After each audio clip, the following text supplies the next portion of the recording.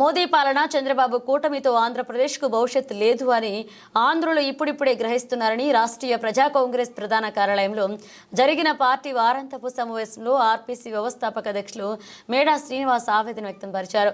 ఆంధ్ర రాష్ట్రంలో విప్లవాత్మక చైతన్యంతో మహోన్నతమైన రాజకీయ ప్రక్షాళన జరగాలని, లేకుంటే కార్పొరేట్ రాజకీయ పాలకుల దోపిడీ అఘాయిత్యాలతోనే మన రాష్ట్రం నిత్యం ఆకలి దారిద్ర్యంతో జీవితాలు తెల్లారిపోతున్నాయని గమనించాలన్నారు. గత 30 ఏళ్ల పైబడి దురదృష్టితో ఆంధ్రప్రదేశ్ అభివృద్ధి కోసం కృషి చేసిన పాలకులను, రాజకీయ పార్టీని ఆంధ్రులు చూడలేకపోయారని, ప్రస్తుత ఆంధ్రప్రదేశ్లో నాటి నేటి పాలకులు అందరూ హైదరాబాద్ రజకార్ల వారసులను తలపించే పాలనతో రాక్షస పాలనను సాగిస్తున్నారని మేడా విమర్శించారు. ఆంధ్రుల సంపదను ఆంధ్రులకే అరాకొరా పంచుతూ గొప్ప పాలకుల వలె కీర్తింపబడుతుండడం ఆంధ్రుల దురదృష్టం కదా అని ఎద్దేవా చేశారు. మేధావుల సంపదగా పేరుగాంచిన ఆంధ్రప్రదేశ్లో నేడు మేధావులు సంచరించటమే అందుకు కారణం. కనీస వస్తువులు, మౌలిక సదుపాయాలను సైతం ప్రజలకు చేరువ చేయలేని దద్దమ్మలు, అసమర్థులు నేడు పాలకులుగా చలామణి అవుతూ కిరాయి చరిత్రకు మూల పురుషులుగా నిలుస్తున్నారని మండిపడ్డారు. మోదీ పాలనలో ఆంధ్రప్రదేశ్లో పేదరికం రోజు రోజుకు పెరిగిపోతుందని, మోదీ కార్పొరేట్ శక్తులకు ఒక ఏజెంట్గా మాదిరి పనిచేస్తున్నారంటూ ఆవేదన వ్యక్తం చేశారు. వారాంతపు సమావేశానికి ఇచ్చేసినటువంటి పార్టీ సెక్యులర్స్ అందరికీ నా ప్రత్యేక ధన్యవాదాలు. ఈరోజు ఆంధ్రప్రదేశ్లో రాష్ట్ర రాజకీయాలు ఒక ఘోరాతి ఘోరమైనటువంటి పరిస్థితులు కనపడుతున్నాయి. ఈరోజు అప్పుకి నిధులకి తేడా తెలియనటువంటి విధంగా కొన్ని కార్పొరేట్ కథనాలు ప్రజల్ని మోసం చేస్తున్నాయి. అసలు భారతదేశానికి ఎన్ని కోట్ల రూపాయలు మొన్న 15వ ఆర్థిక సంఘంలో ఎన్ని కోట్ల నిధులు కేటాయించారో, అందులో ఆంధ్రప్రదేశ్కి ఎన్ని కోట్ల నిధులు కేటాయించారో అనుకుంటే ఉత్తరప్రదేశ్కి 31,31,00,000 కోట్ల రూపాయలు కేటాయిస్తే ఆంధ్రప్రదేశ్కి 7.2 నిధులు కేటాయించారు. అత్యధిక ఎక్కువ శాతం సెంట్రల్ గవర్నమెంట్కి ఆంధ్రప్రదేశ్ నుంచే ఎక్కువగా పన్నులు వెళుతున్నాయి. అసలు నా రాష్ట్రానికి తక్కువ కేటాయించారు.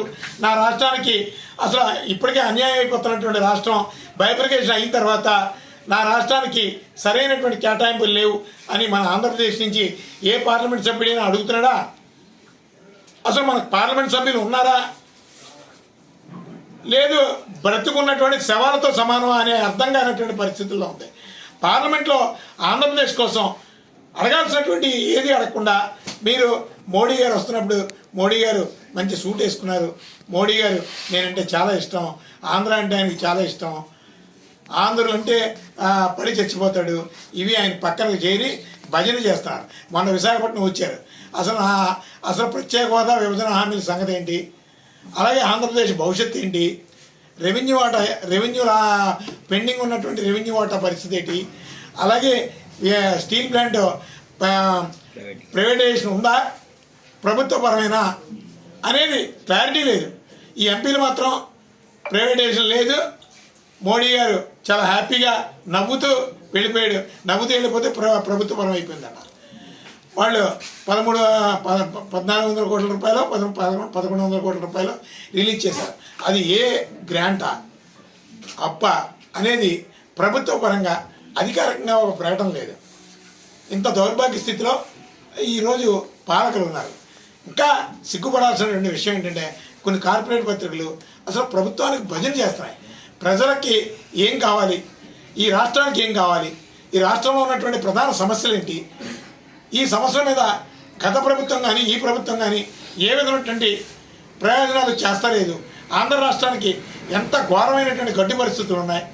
ఇదిగో ఈ ఆంధ్ర రాష్ట్రం, ఈ జిల్లాలో ఈ సమస్య ఉంది, ఈ జిల్లాలో ఈ సమస్య ఉంది, భవిష్యత్తు ఈ విధమైన ప్రమాదకర పరిస్థితుల్లో ఉంది. యువతకు ఉద్యోగ ఉపాధి అవకాశాలు లేవు. ఇక్కడ చదువుకున్నటువంటి బిడ్డలో ఆంధ్రప్రదేశ్లో బ్రతకడానికి అవకాశం లేదు. ఎక్కడికో వలసపోతున్నారు, ఇతర రాష్ట్రాలు వలసపోతున్నారు, ఇతర దేశాలు పోతున్నారు. ఇక్కడ నమ్మకం లేదు. ఇక్కడ సరైనటువంటి బెటర్ వైద్యం చేయించుకోవడానికి హైదరాబాద్ వెళ్ళిపోతున్నారు. ఆంధ్రప్రదేశ్లో సరైనటువంటి వైద్యం చేయించుకోవడానికి ఒక హాస్పిటల్ లేదు. ఇంత ఘోరమైనటువంటి దౌర్భాగ్య పరిస్థితుల్లో ఈరోజు పాలన ఆంధ్రప్రదేశ్లో ఉంది. కానీ ప్రభుత్వం ఒకటే చెప్తాం, ప్రభుత్వం కళ్ళు తెరవదు. అందుకని ప్రత్యామ్నాయ రాజకీయ నిర్మాణం ఆంధ్రప్రదేశ్కి అవసరం. అలాగే రాజకీయాలు ప్రక్షాళన జరగాలి.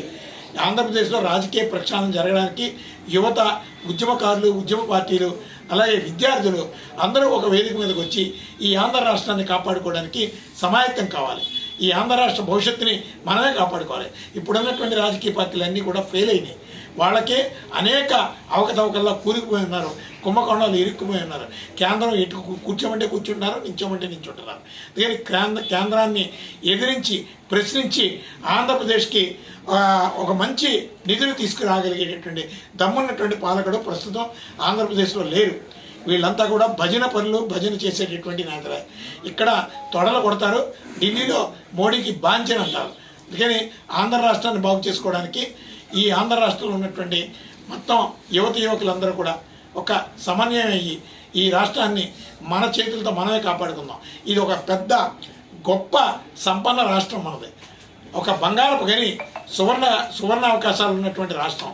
ఈ రాష్ట్రం ఈరోజు అడుక్కు తినేటటువంటి పరిస్థితిలోకి వచ్చేసింది. తిండి లేకుండా, ఇంకా వీళ్ళ సిగ్గు లేకుండా 40 కోట్ల మంది దేశవ్యాప్తంగా నిరుద్యోగులు ఉన్నారని సిగ్గు లేకుండా చెప్పుకుంటున్నారు. ఈ ప్రభుత్వాల్లో 40 కోట్ల మంది ఉన్నారని బాధపడుతూ చెప్తున్నారా, లేదు మీ చేతగాన తనానికి ఆదర్శంగా చెప్పుకుంటున్నారా? కానీ నా రాష్ట్రానికి ఏం చేసాం?